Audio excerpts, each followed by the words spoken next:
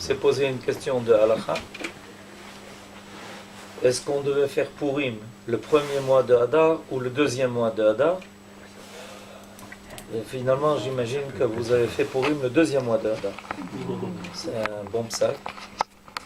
Et la raison, c'est pas aussi évident que ça, parce que a priori, dès qu'on a rencontré le mois de Hadar, on aurait dû faire Purim, qui en ma'avirin à la mitzvot. Et pourtant, on a repoussé Purim au deuxième mois de Hadar. Quoique les bonnes choses, on veut toujours avancer, et les moins bonnes, retarder. Et pourtant, on a retardé Purim.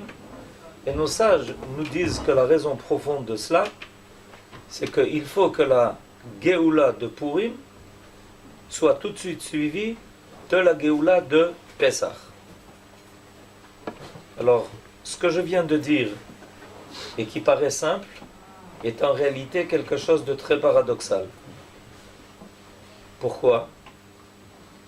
Pourquoi l'Ismor Géoula, les Géoula, la Géoula de Purim à la Géoula de Pessah, c'est quelque chose de très paradoxal.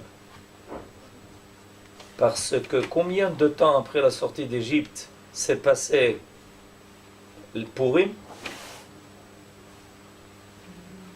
Grosso modo, 1000 ans à peu près. Alors ça veut dire quoi? Faire suivre Purim de Pessah. En réalité, Pessah s'est déroulé 1000 ans avant Purim. Or on nous dit qu'il faut faire suivre Purim de Pessah. Vous avez compris? C'est la chose la plus paradoxale au niveau chronologique que nos sages nous enseignent. Mais nos sages ne vont pas selon l'ordre historique des choses, mais selon le sens des choses. Et je m'explique. La sortie d'Égypte, que nous allons bientôt rappeler à la fête de Pessah, a été le début de notre histoire collective en tant que peuple. Et ce début n'a marqué que le départ d'une histoire qui doit aboutir avec la Géoula, la délivrance finale du peuple. C'est marqué à la fin du premier chapitre de traité de Brachot, Les ma'an tizkor et yom tzetecha me'eretz Mitzrayim, kol yemei chayecha. ימי חייך, העולם הזה. כל ימי חייך, להביא לימות המשיח. Donc, qu'est-ce que nous dit la Mishnah? Que le but de Pessah, le but du souvenir de la sortie d'Égypte, c'est de nous amener au Yemot HaMashiach. Tant que nous n'avons pas abouti à la Géoula finale, la sortie d'Égypte n'est pas terminée. Et ça, c'est une notion qui est fondamentale. Parce que beaucoup de gens vont fêter Pessah en retournant en Égypte. Oui, en retournant en Égypte.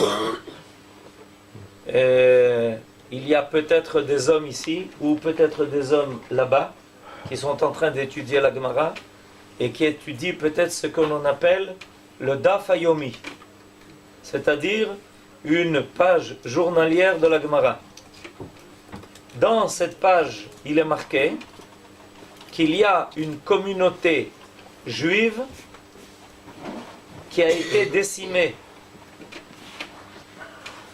par, selon la Gemara, Alexandre le Grand, mais les sages disent que ça ne peut pas être lui, parce que ce n'est pas la bonne époque, mais par un empereur romain, c'est la communauté juive d'Alexandrie. Or, la communauté juive d'Alexandrie était une communauté qui était tellement importante que là, et je vois qu'on essaye de construire ici un Beth Knesset, à Alexandrie, il y avait un Beth Knesset qui était tellement grand que quand le Shaliach Tzibour faisait la tfila, ceux qui se trouvaient à l'autre bout du Beth Knesset n'entendaient pas. Et il y avait quelqu'un avec des drapeaux qui faisait signe pour dire au public de dire Amen. Là, vous vous rendez compte un peu de l'importance de cette communauté. Et il y avait là-bas 71 chaises magistrales qui étaient comme les chaises du Sanhédrin. C'est-à-dire qu'eux avaient le sentiment qu'ils étaient à Jérusalem. Et cette communauté se sentait tellement bien, elle était tellement bien installée, que la Gemara nous dise que Akadosh Baruch Hu a décidé de les punir pour avoir transgressé 3 interdits de la Torah, qui est de retourner en Égypte et de s'y installer et de penser que l'Égypte est Jérusalem de leur époque. Et malheureusement, pendant notre long exil, il y a beaucoup de Juifs qui ont appelé leur communauté la petite Jérusalem. Il y en a qui n'ont pas voulu se contenter de l'appellation Petite Jérusalem et qui ont décidé de s'appeler Grande Jérusalem. Évidemment, c'est une catastrophe. Parce que c'est exactement le contraire du but de la sortie d'Égypte. Le but de la sortie d'Égypte, annoncé déjà à notre maître Moïse au buisson ardent, était de quitter l'Égypte pour... Oui, mais pas pour le désert. Pas pour le désert. Pour Eretz Israël. Alors, donc il faut savoir que la sortie d'Égypte n'est pas terminée. Le'avi limot HaMashiach. Donc quand on fait Pessah, en exil, on n'a pas oublié ça. C'est pour ça qu'on disait toujours le soir du Seder, les Shana Aba'a, Birushalayim Abnouya. Et même plus, dans la partie qui inaugurait la Haggadah qui était en araméen, on disait, cette année, on est esclave, Ashata Avde, les Shana Aba'a Bene Chorin. L'année prochaine, on sera libre. C'est-à-dire que pendant tout notre exil, le soir du Seder, par quoi on commençait toute la Haggadah de Pessah? Par dire, mais on n'a pas oublié qu'on n'a pas fini notre sortie d'Égypte, et qu'on est en route, et qu'on est esclave, et que, bien que l'on va dire que l'on est sorti d'Égypte, on est quand même encore esclave. Mais c'est terrible. Puisque tout le but de Akadosh Baruch Hu, c'était de nous libérer de notre esclavage. Et regardez ce qui est marqué au début de la Haggadah en araméen, que l'on peut traduire dans toutes les langues, que les Juifs disaient au début de la Haggadah, cette année on est là. On est là, c'est où? En exil. Les Shata Abba, l'année prochaine, Be'arad et Israël. L'année prochaine, on sera en Eretz Israël. Cette année, on est esclave. L'année prochaine, on sera Bene Chorin. C'est-à-dire que on s'excuse. Écoutez bien. On s'excuse au début de la Haggadah de ne pas avoir réalisé la sortie d'Égypte. Et c'est seulement après s'excuser de ne pas avoir réalisé la sortie d'Égypte que l'on commence à lire la Haggadah. Ou sinon, on n'est pas honnête. Parce qu'on vient raconter tous les miracles qu'Akadosh Baruch Hu nous a fait, et comment il a renversé toutes les lois de la nature, et il nous a ouvert la mer Rouge, et il nous a fait des miracles, et on dit le soir de Pessah, Dayenu, Dayenu, Dayenu, Dayenu, Dayenu. Et puis, ensuite, le fils demande à son père, et dis-moi papa, qu'est-ce qu'on fait ici? Qu'est-ce qu'on fait ici? On est ici. Mais comment on est ici? Puisque Akadosh Baruch Hu nous a fait sortir d'Égypte pour aller en Eretz Israël, alors qu'est-ce qu'on fait ici? Et mon fils, on est en exil. Mais alors, si on est en exil, c'est quoi la sortie d'Égypte? Réponse que devrait faire le père à son fils, mon fils, on est en route.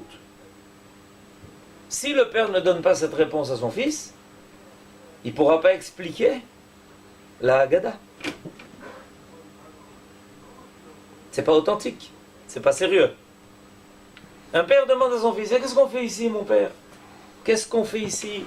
En Lituanie, en Tunisie, en Angleterre, au Maroc, à Paris. On n'a pas tenu le pari. On n'est pas arrivé jusqu'en Eretz Israël. Alors on s'excuse au début de la Haggadah. Je ne sais pas si vous vous rendez compte. Avec timidité, on dit au début de la Haggadah, c'est vrai, c'est vrai, c'est vrai, on n'a pas fini notre sortie d'Égypte. Et quand on est sérieux, alors on dit, mais c'est pas normal. Enfin, c'est pas possible. C'est-à-dire que les Juifs qui disaient, pendant le soir du Seder, les Shana Abba Birushalayim Abnouya, ils le disaient avec sincérité. Moi, je suis sûr que mon grand-père, Zichrono Livracha, disait ça avec sincérité. Comment je sais qu'il disait ça avec sincérité? C'est que je suis là. Chazak Obaruch. C'est la preuve. La preuve qu'il disait ça avec sincérité, c'est que je suis là.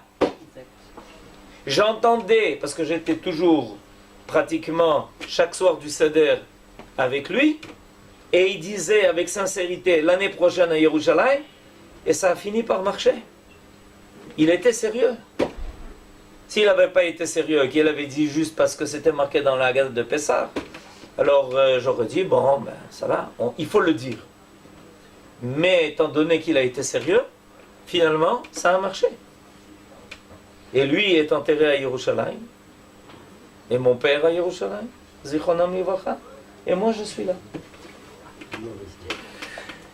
Et tout ce que je viens de dire, c'est pour expliquer le paradoxe dont j'ai parlé tout à l'heure. Quel rapport? Quel rapport avec le paradoxe dont j'ai parlé tout à l'heure, que du point de vue chronologique c'est le contraire? C'est que Purim est bien après Pessah. Et on nous dit non, non, non, non, non, non. Il faut que Purim soit avant Pessah et que de Purim, on continue tout de suite à Nissan. Que Purim soit le mois de Hadar qui est collé à Nissan et que dès qu'on est sorti de Purim, 30 jours de Purim, c'est le premier jour de Pessah. On arrive à Pessah. Mais pourquoi nos sages nous ont mis dans ce paradoxe qui est qu'au niveau chronologique, c'est le contraire? Pessah a eu lieu avant Purim. Réponse. C'est pas fini. Parce que Purim, c'est une très belle fête. Et on s'enivre. On s'est enivré à Shushan pour essayer d'oublier qu'on est resté les esclaves de Achashverosh. Et oui. Parce que la Megillah ne se termine pas très bien. C'est pas très sympa ce qui est marqué à la fin de la Megillah.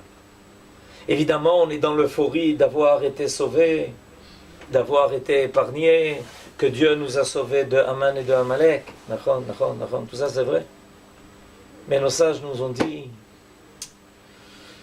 ah, Purim c'est une belle fête. Seulement ça sera la seule fête où vous ne direz pas le Hallel.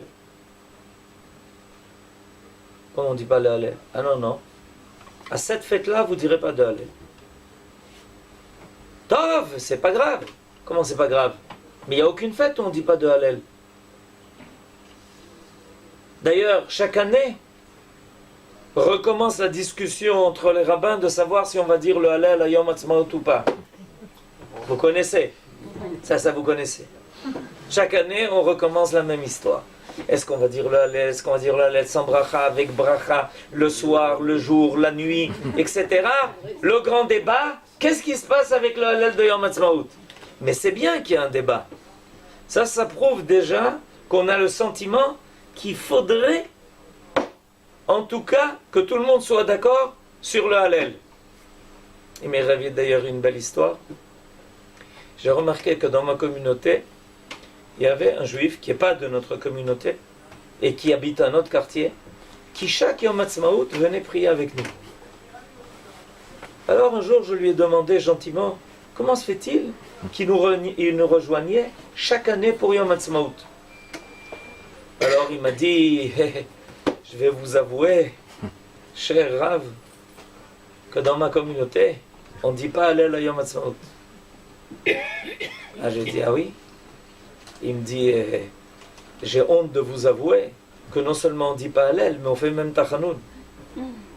Alors je lui ai demandé, c'est qui ces gens-là qui font Tachanoun le jour de Yom Ha'atzmaut et qui ne veulent pas dire Hallel? Ils m'ont dit qu'ils vont selon l'opinion du grand rabbin le Rav Ovadia Yosef. Je dis, c'est très surprenant ça, très surprenant. Et pourquoi c'est surprenant? Et je lui ai dit, parce que regardez, viens, je vais te montrer un livre. Et je lui ai monté un sidour. Ce sidour, c'est le sidour Rinat Israël, dans lequel il y a dedans les prières de Yom Ha'atzmaut, avec l'approbation du Rav Ovadia Yosef. Simplement, il y a une remarque, avec un petit astérix, que le Rav Yosef dit de dire le Hallel sans bracha. Alors je dis, mais c'est bizarre. Ils ne savent pas l'opinion du Rav Yosef. Il était à Basroudi. Il me dit, mais je ne sais pas, c'est quelque chose d'extraordinaire ce que vous me montrez là. Alors il est allé leur montrer. Il est allé leur montrer les prières de Yom Ha'atzmaut avec l'approbation du Rav Yosef. Qu'est-ce qu'ils lui ont dit? Il a changé d'avis. Quand on ne sait pas régler les trucs, alors on trouve. Et donc, le Hallel, c'est normal, c'est facile. Pessah, Shavuot, Sukkot, Chanukah, Yom Ha'atzmaut, Yom Yerushalayim, Hallel. Purim, il n'y a pas de Hallel. Pourquoi? Parce que c'est pas une victoire. Tout d'un coup, problème dans le Beth Midrash. Dans le Beth Midrash du Talmud. Le Talmud pose la question. Comment se fait-il qu'on ne dit pas de Hallel à Purim? Problème de halakha grave. Je vais vous dire pourquoi c'est un problème de halakha grave. Parce qu'il y a une forme de raisonnement dans le Talmud qui s'appelle Kal vachomer. En français, à plus forte raison. Alors écoutez bien, le raisonnement du Talmud, ça vaut le coup de le connaître, même pour les dames qui n'étudient pas le Talmud. Si, quand Akadosh Baruch Hu nous a délivrés d'Égypte, c'est-à-dire de l'asservissement pour être libres, nos sages nous ont indiqué, avec Moshe Rabbeinu à leur tête, qu'il fallait dire Hallel quand on a été délivré de la mort. À plus forte raison qu'on devrait dire Hallel. Or, à Purim, on a été délivré de la mort. Imi avdut lecherut Hallel, mimita lechaim, kal vachomer, pour l'hébreu. Donc ça devient encore plus grave cette question. Comment se fait-il qu'à Purim on ne dit pas de Hallel? Première réponse de la Gemara, pour calmer les esprits, la Megillah est à la place du Hallel. Oui, mais il y a d'autres fêtes où on fait quand même quelque chose pour le miracle, comme allumer les Nerot à Hanouka, et on dit le Hallel, 8 jours entiers. Réponse, la Haggadah, Nachon, vous avez raison.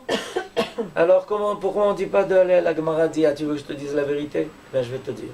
Il y a deux raisons à cela. Première raison, parce que c'est un miracle qui s'est passé en dehors de Eretz Israël.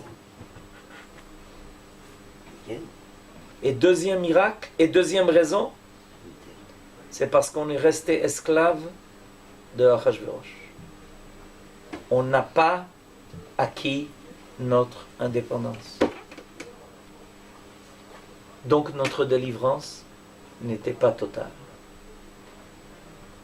Achashverosh a renoncé à exécuter le décret de Haman, mais c'est pas terminé. Ça peut arriver après. Et tant qu'on reste en exil, on est en danger. Donc, on ne peut pas décider de dire le Hallel à Purim. Alors maintenant je comprends. En réalité, quand nos sages nous ont dit qu'il fallait que Purim soit avant Pessah, ils ne se sont pas trompés. Ils n'ont pas parlé du déroulement historique de ces événements. Ils ont parlé de l'idée qui devait nous guider. Que bien qu'à Purim on était sauvés et que Aman a été pendu haut et court, néanmoins, le peuple d'Israël, dans son immense majorité, n'a pas fini sa délivrance. Et c'est le Pessah qui devra suivre Purim, qui pourra terminer la Géoula d'Israël. C'est-à-dire qu'après Purim, on doit se demander, est-ce qu'on a réalisé la sortie d'Égypte? Est-ce qu'on a terminé la Géoula? Ou est-ce qu'on est resté avec le miracle où on a été sauvé, mais on est resté esclave des nations? Et bien qu'on a évité un danger pour un certain temps, tant qu'on sera là-bas, le danger peut se répéter. Et malheureusement, nos sages ont bien vu, parce qu'on a fini avec Aman et on a eu un autre Aman. Shebechol dor vador, omdim alenu lechalotenu. Mais d'où ils savaient nos sages? Shebechol dor vador, omdim alenu lechalotenu. Mais d'où ils savaient? On dit le soir de Pessah, Shebechol dor vador, omdim alenu lechalotenu. Mais peut-être que non. Mais vous croyez que nos sages se trompent? Nos sages savaient que tant qu'on n'aurait pas fini notre sortie d'Égypte, alors, Bechol dor vador, omdim alenu lechalotenu. Non, j'ai trouvé une génération, il n'y a pas une menace de mort. Essaye de trouver. Tu ne trouveras pas. Et si tu trouves, c'est parce que tu n'as pas bien cherché. Parce que tu ne connais pas tous les desseins de ceux qui veulent s'en prendre au peuple d'Israël.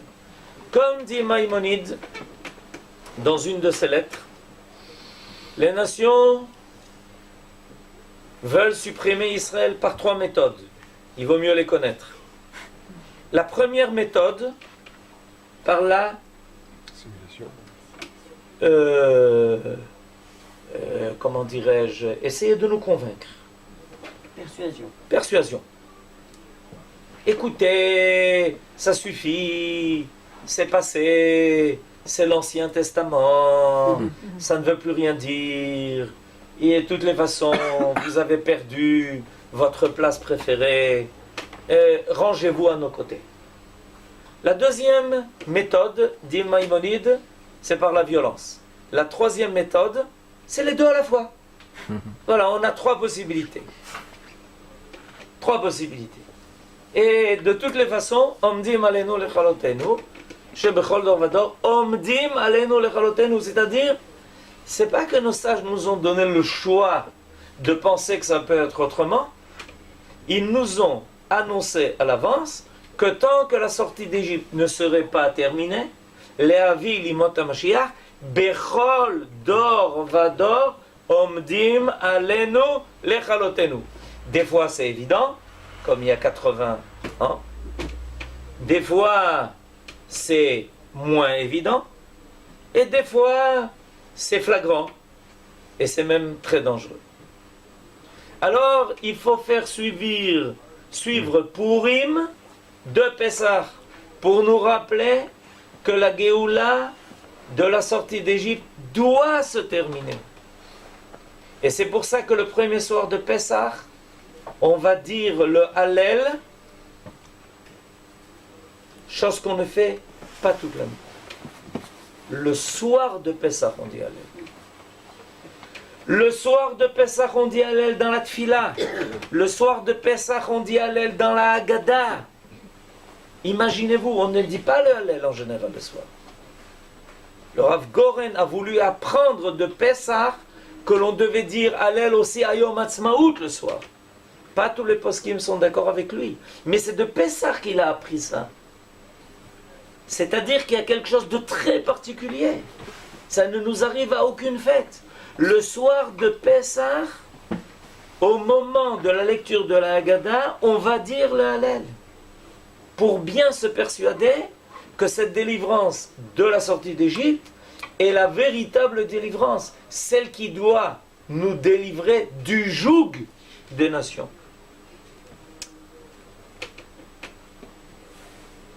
Dans la formule employée dans la prière de Pessah,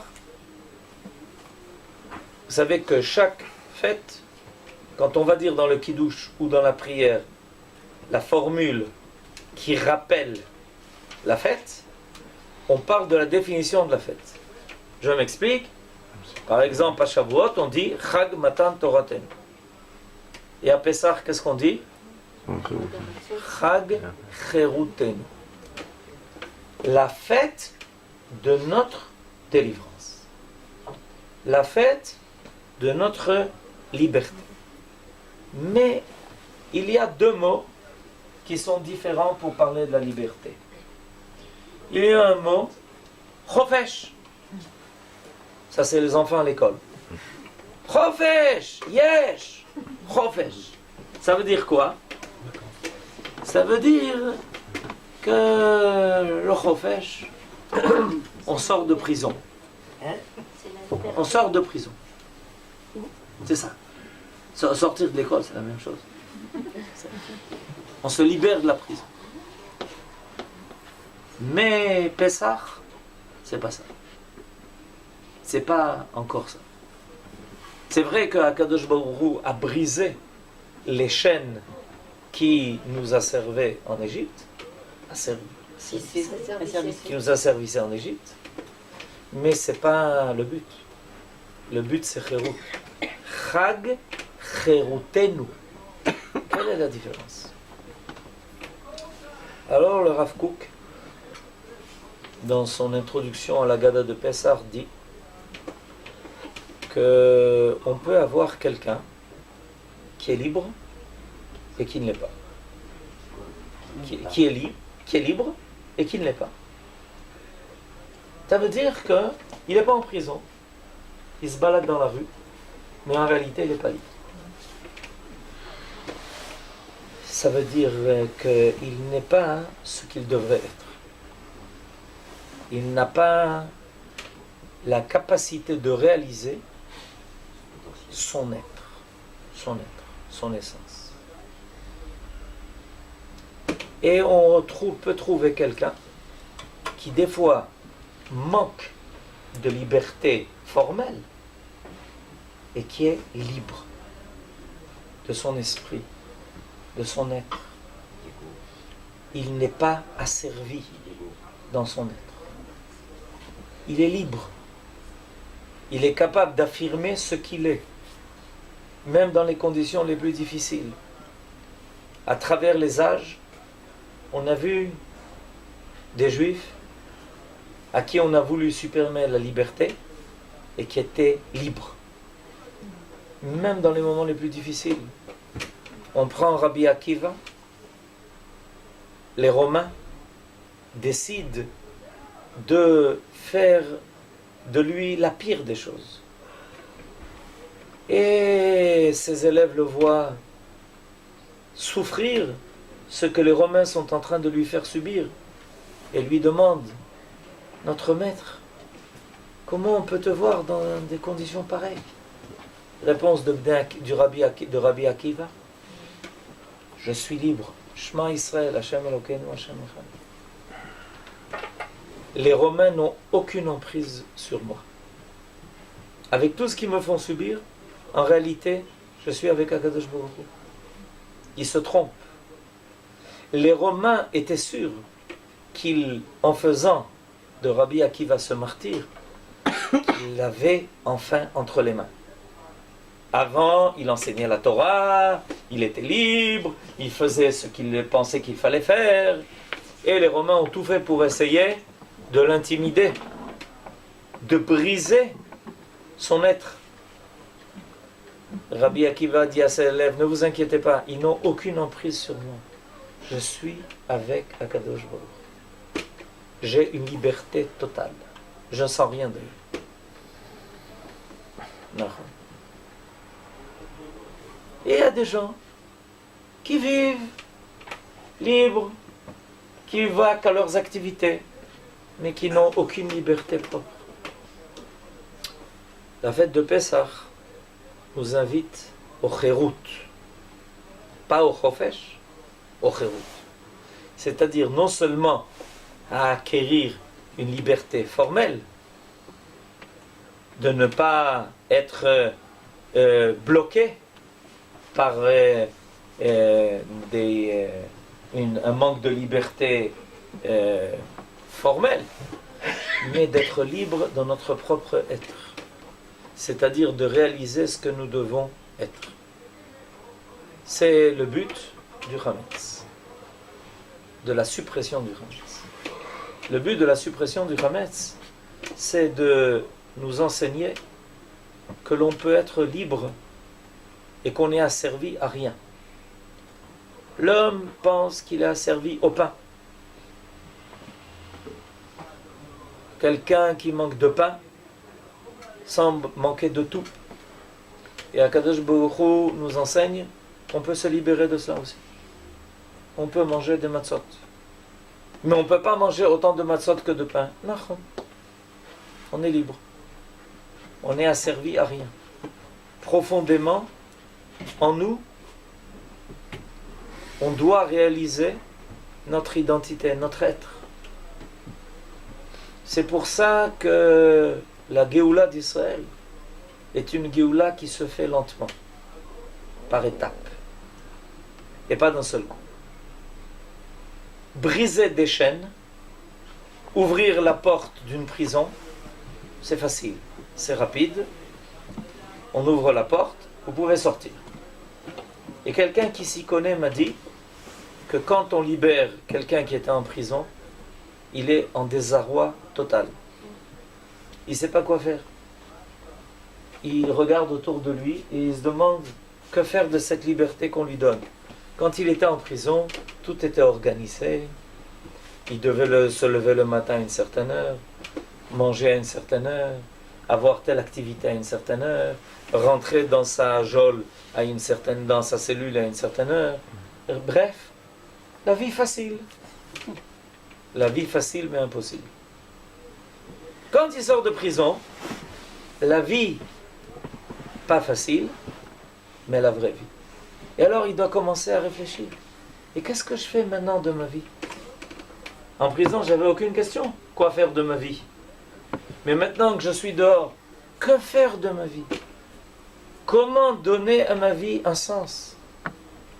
Comment réaliser l'essence de ma vie?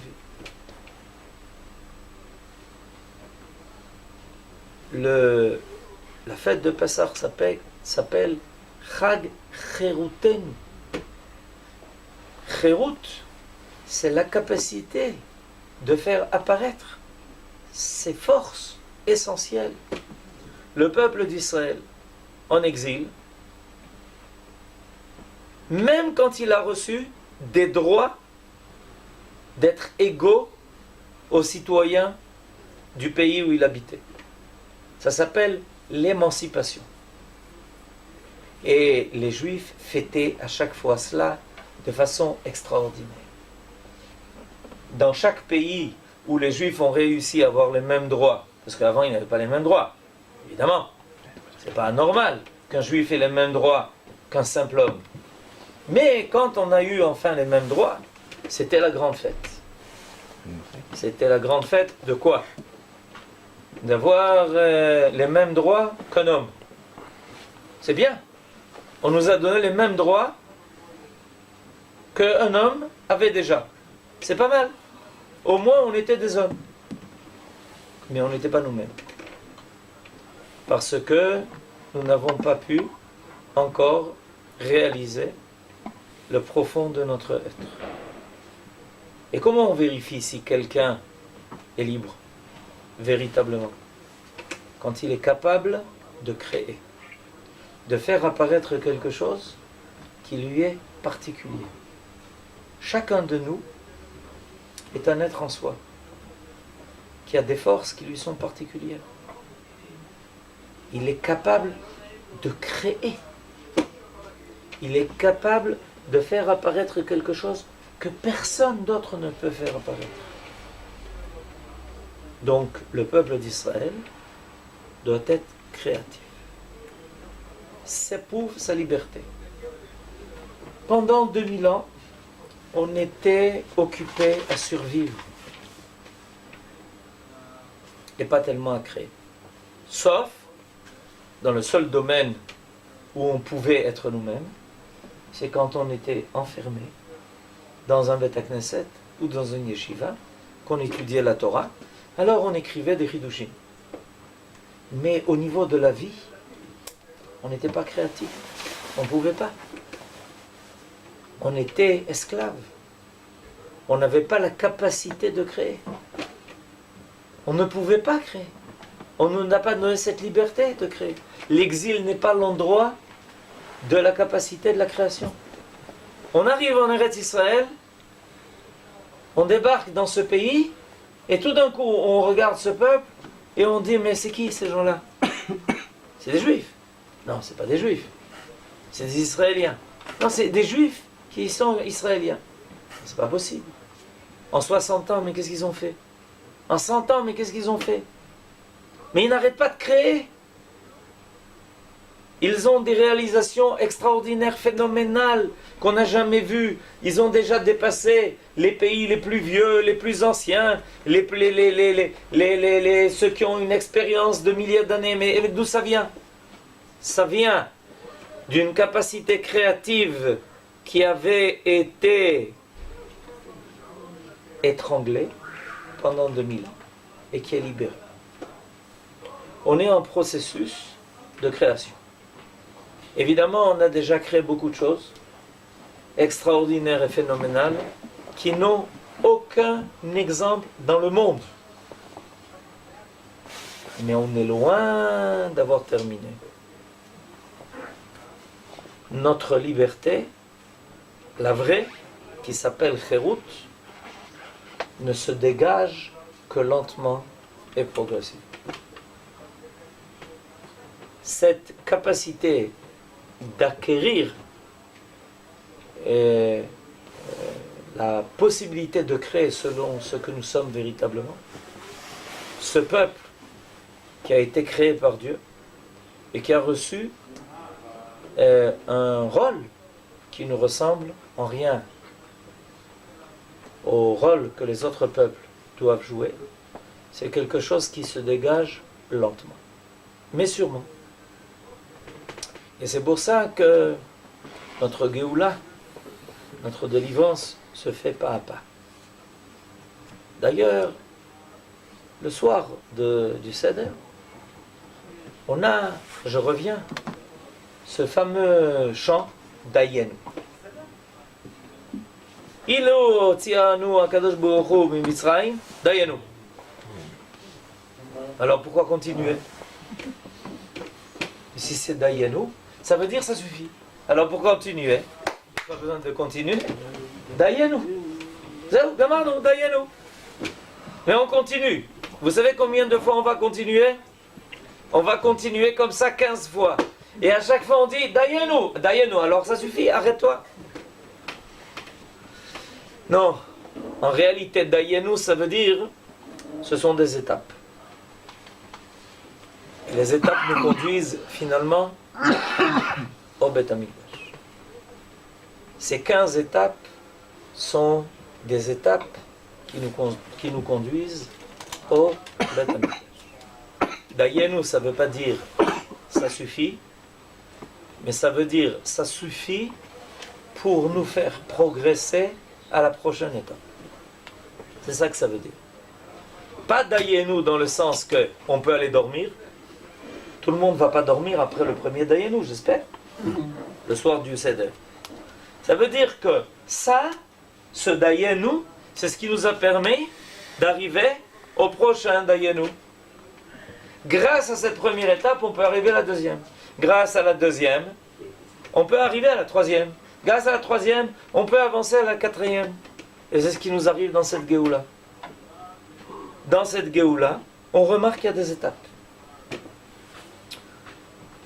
l'ONU nous a donné à partager, a fait le partage.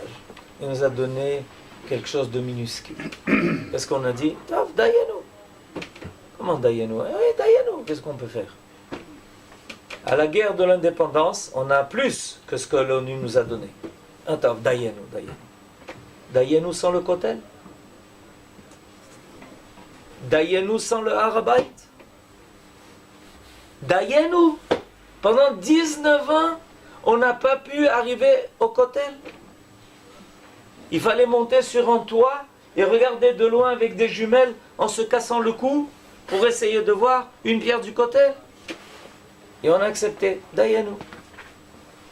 Et quand la guerre des 6 jours a commencé, une lettre missive express au roi de Jordanie, nous on n'a pas du tout l'intention de conquérir Jérusalem. Dayenu. Et le roi de Jordanie, mais vous êtes fous. Je vais vous tirer quelques obus dessus pour vous donner la possibilité de conquérir Jérusalem. Toda Rabba. Toda Rabba. Nechmat Meod. Depuis, on a le Kotel. Et évidemment, il y a des gens qui disent Tov, Dayenu. Ils n'ont pas suivi le soir du Seder que chaque Dayenu prépare au prochain Dayenu. Et chacun de nous peut contribuer à cette madrega de Chérut. Chacun de nous doit se demander sérieusement, est-ce qu'il a quitté l'exil seulement pour acquérir une liberté formelle? C'est-à-dire, on n'est plus obligé de mettre une casquette sur la tête. On peut même aller avec une kippa dans la rue. Et on n'est plus obligé de se cacher quand on sort du Beth Knesset. Évidemment, ça ne suffit pas. Le but, c'est finalement d'arriver à un Chérut. Et chacun de nous a un travail personnel, mais ce travail est aussi collectif. En approfondissant la connaissance de notre être au niveau individuel et au niveau national. De faire apparaître les forces vives d'Israël qui sont capables de créer un nouveau monde, de nouvelles normes, une nouvelle morale, où les méchants ne sont pas les vainqueurs et les justes ne sont pas ceux qui souffrent. Parce que Moshe Rabbeinu a posé cette question à Kadosh Baruch Hu. Mais c'est quoi ce monde à l'envers? Apparemment, ça a l'air d'être un monde à l'envers. Et il faut remettre les choses en place. C'est notre travail.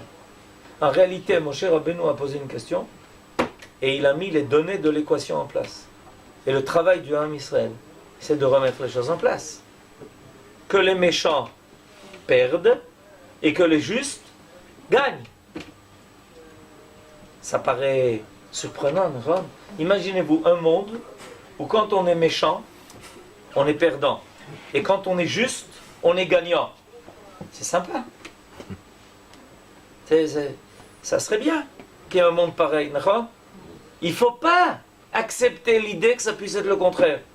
Or, le monde a mis en place une activité, un seder, qui fait que quand on est méchant, on est gagnant, et quand on est juste, on est perdant. Eh bien, le travail du Ham Israël, c'est le contraire. C'est de remettre les choses en place. Ça demande du travail, ça demande la Messirut Nefesh, ça demande des efforts énormes, ça demande d'être seul contre le monde entier. Par exemple, aujourd'hui on nous a fait une proposition. Quelle proposition? Une proposition honnête. Il y a un juif qui est un tzaddik gamour. Il s'appelle Jonathan Pollard. Il a donné toute sa vie pour sauver son peuple. C'est une faute grave. Une faute grave. Il a été puni pour cela de prison à vie, à perpétuité, sans avoir le droit de porter son cas en cour de cassation. Ça n'existe pas. Et pour lui, ça a été fait en Amérique. Une histoire de fou. Évidemment, on l'accusait des pires crimes, d'avoir dévoilé des espions américains qui ont été tués par les